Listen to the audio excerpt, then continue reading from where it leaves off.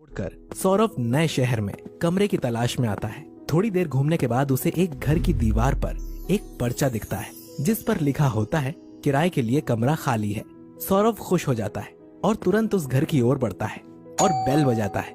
तभी एक सुंदर लड़की दरवाजा खोलती है। सौरभ उसे देखकर चौंक जाता है और उसके मन में लड्डू फूटने लगते हैं। तभी वो लड़की उसे आवाज देती है और बोलती है, हेलो मिस्टर, कहाँ खो गए? रास्ता भूल गए हो क्या? सौरभ जवाब देता है, नहीं, वो मुझे किराए पर कमरा चाहिए था। लड़की जवाब देती है, अच्छा जी, सॉरी मिस्टर, हम किराए पर कमरा सिर्फ परिवार वाले लोगों को ही देंगे। तभी लड़का बोलता है, क्यों, अकेले लड़के से क्या दिक्कत है? भारतीय नारी होकर भी इतना डर? तभी लड़की बोलती है, रेखा नाम है मेरा और मैं किसी से नहीं डरती। बस हम लड़के को रूम नहीं दे सकते क्योंकि मैं यहाँ अपनी 2 बहनों के साथ रहती हूँ। तभी उसकी दोनों बहनें वहाँ आ जाती हैं और बोलती हैं, क्या हुआ दीदी, कौन है ये लड़का? रेखा बोलती है, अंदर चल बताती हूँ। तभी रेखा बहनों को लेकर थोड़ा अंदर जाती है और सुरेखा वहीं उस लड़के के पास खड़ी रहती है। लड़के के दिल में उसे देखकर भी लड्डू फूटता है और वो पूछता है, क्या नाम है आपका? लड़की बोलती है, जी सुरेखा। लड़का बोलता है, वाह, कितना सुंदर नाम है, बिल्कुल आप ही की तरह। लड़की मुस्कुराते हुए देखती है। देखो दीदी, हमें उस लड़के को रूम देना ही पड़ेगा क्योंकि हमारे माता पिता नहीं हैं। हम गुजारे के लिए पैसे कहाँ से लाएंगे? कितने दिन से पिज्जा भी नहीं खाया है। लड़का दिखने में काफी अमीर लगता है, इससे अच्छा मोटा किराया लेंगे। बात तो सही कह रही है तू। ठीक है, फिर इसे कमरा दे ही देते हैं। फिर रेखा गेट पर जाती है और लड़के से कहती है, शहर में नए लगते हो और दूसरा कमरा ढूंढने में काफी परेशानी भी होगी। देखने में भोले भाले लगते हो तो हम आपको कमरा दे देंगे, पर किराया 20,000 देना पड़ेगा। सौरभ बोलता है, ठीक है, मैं 20,000 देने के लिए तैयार हूँ। और रेखा सौरभ को रूम किराए पर दे देती है। अब से रेखा और सौरभ का आमना सामना रोज होने लगता है। सौरभ मन ही मन रेखा को पसंद करने लगता है। एक दिन, सौरभ, मुझे इस महीने का किराया थोड़ा जल्दी चाहिए, मुझे पैसों की जरूरत है। हाँ रेखा, कोई बात नहीं, मैं तुम्हें शाम को ऑफिस से आकर पैसे दे दूंगा।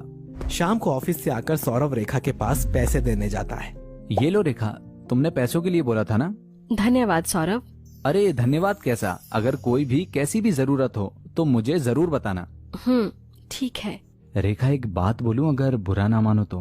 कहो, क्या बात है? मैं तुमसे शादी करना चाहता हूँ। तुम मुझे बहुत अच्छी लगती हो। अगर तुम चाहो तो हम दोनों शादी करके बहुत खुशहाल जिंदगी बिता सकते हैं।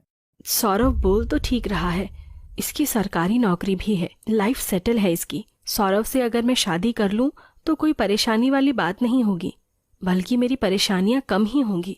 ठीक है सौरभ, मैं शादी के लिए तैयार हूँ, लेकिन तुम्हें मेरे घर ही रहना पड़ेगा और मेरी बहनों को भी साथ में रखना पड़ेगा। हाँ रेखा, बिल्कुल, मैं तुमसे प्यार करता हूँ, जैसा तुम कहोगी वैसा ही होगा। और दोनों शादी कर लेते हैं। चारों खुशी खुशी रहने लगते हैं।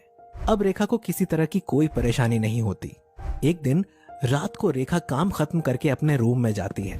आ गई मेरी स्वीटू, कितना काम करती हो, पूरा दिन काम में लगी रहती हो, थोड़ा वक्त हमें भी दे दो। ऐसा कहकर रेखा को सौरभ गले से लगा लेता है और दोनों प्यार भरी बातें करने लगते हैं। वहीं खिड़की में से सुरेखा दोनों को देख लेती है। सौरभ सुरेखा को खिड़की के पास खड़े हुए देख लेता है, लेकिन फिर भी चुप रहता है। फिर अगले दिन सुबह, सुरेखा, ए सुरेखा, जल्दी बाथरूम से बाहर निकलो, मुझे भी नहाना है, ऑफिस के लिए लेट हो जाऊंगा।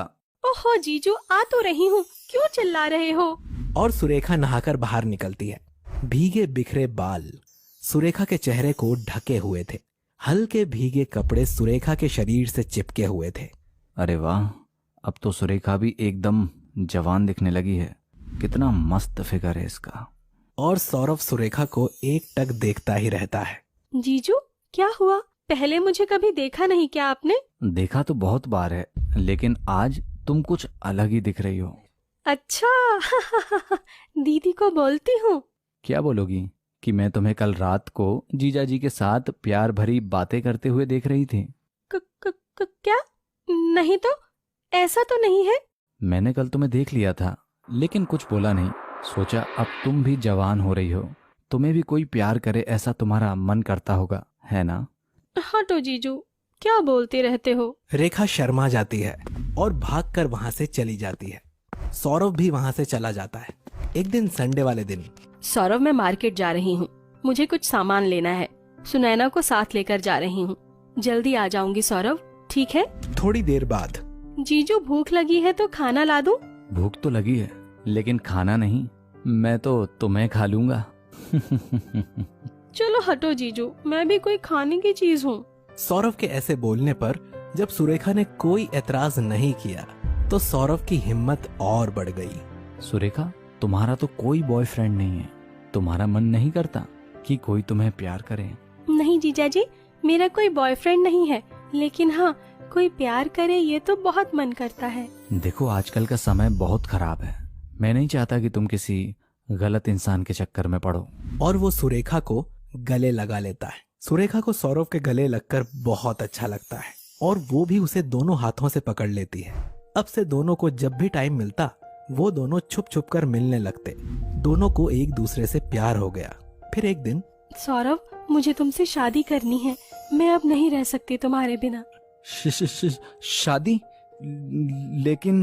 लेकिन वेकिन कुछ नहीं, मुझे तुमसे शादी करनी है, मैं कुछ नहीं जानती, आज ही शादी करो मुझसे। और सौरभ सुरेखा से शादी कर लेता है। सुरेखा को दोनों बहनों से बिना बताए सौरभ अलग घर में रखता है और बाहर काम में मीटिंग का बहाना बनाकर सुरेखा के पास मिलने जाता रहता है। लेकिन सौरभ यहीं पर नहीं रुका। अब उसका दिल सबसे छोटी बहन सुनैना पर भी आ गया था।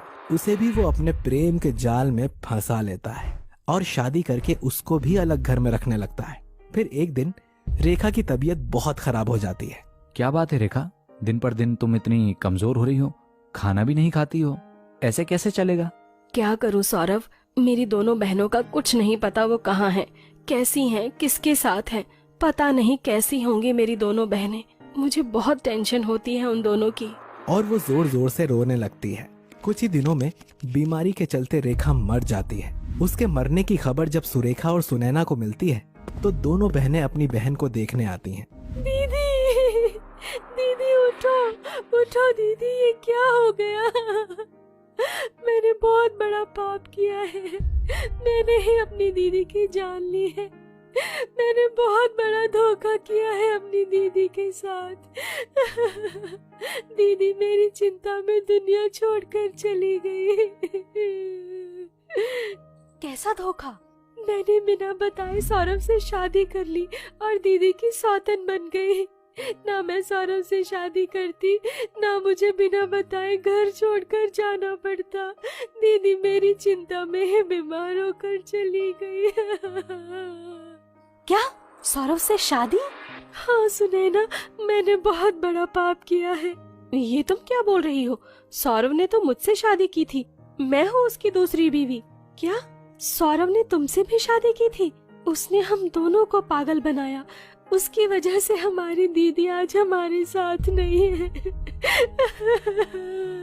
ऐसा कहकर वो जोर जोर से रोने लगती हैं। रोने से कुछ नहीं होगा, हमें उसे पुलिस से पकड़वाना चाहिए ताकि आगे से वो किसी और की जिंदगी के साथ ना खेल सके। दोनों बहनें सौरभ को पुलिस से पकड़वा देती हैं। ऐसे कपटी इंसान का यही नतीजा होना चाहिए था। दोनों बहनों की गलती की वजह से आज वो अपनी माँ जैसी बड़ी बहन को खो चुकी थी।